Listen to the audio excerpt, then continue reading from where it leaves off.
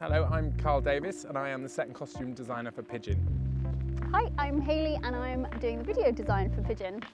The show will be creatively captioned. Carl has designed a wonderful set where the caption screens are within the world and just above the actors. In the show, it's not just about caption, there's also captions with Pigeon because he relates to sort of text and words and that's how he sort of communicates. So there's a lot of different kind of imagery there. The story of Pigeon, he's obsessed with languages and words. We had a lot of fun just exploring typography, ways of using text and how the actors might move on stage and stuff and what could happen around them. And also, how do we make it not feel too digital, because the world is very textural. Carl's set design it's got all of these different elements of like slate and paper and I don't know what else. It's all very much in Pigeon's world. So Yeah. Pigeon is very much like we say text and paper, whereas it marries itself up to sort of a landscape that is in the show in Bethesda. So that sort of rocky terrain, slate mines. It's going to be fun.